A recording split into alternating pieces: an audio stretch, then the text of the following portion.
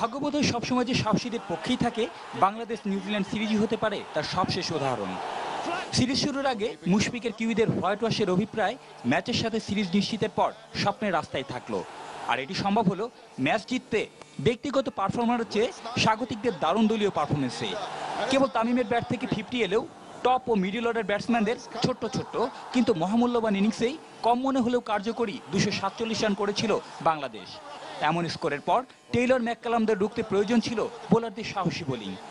মাশরাফি সোহাগ রুবেলদের সাথে সে তালিকায় তরুণ মমিনুল যুক্ত হলে টাইগারদের জয়োৎসবের পথে বাধা হতে পারে কারা?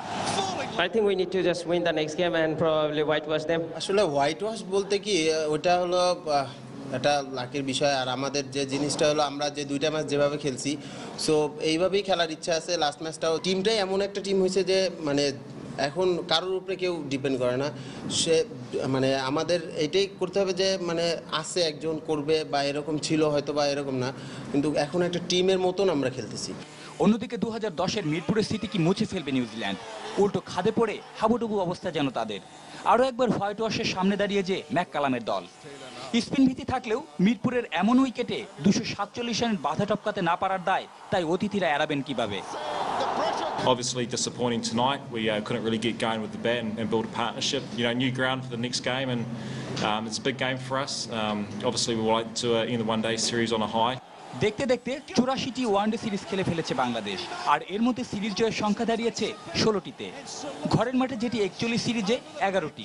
জিম্বাবুয়ের বিপক্ষে সর্বোচ্চ হলেও ওয়েস্ট ইন্ডিজ আর নিউজিল্যান্ডের বিপক্ষেও এখন বাংলাদেশের সিরিজ জয়ের সংখ্যা 2টি করে। Subrata Bobby, NTV news, Dhaka. TV সেটের সামনে প্রতিটি বলের হিসেব চলছে।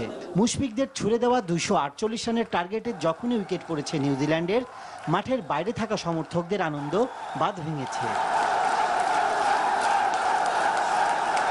দুষ্প্রাপ্য টিকিটের কারণে অনেকেই যেতে পারেননি মাঠে। তারপরও বাইরে থেকে দলের সাফল্য দেখা যেন ইতিহাস গড়ার মতোই।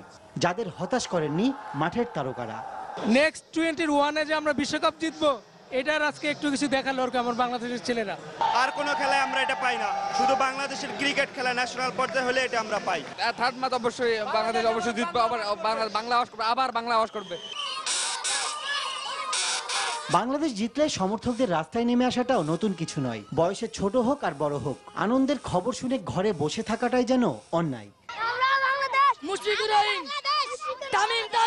বাংলাদেশ অনেক ভালো খেলেছে এবং আমরা অনেক উচ্ছ্বাসিত বাংলাদেশের পারফরমেন্সে, এবং আমরা চাই যে আবারও হোয়াইট ওয়াশ হোক, আবারও হোয়াইট ওয়াশ হোক, বাংলা ওয়াশ হবে, বাংলা ওয়াশ হবে।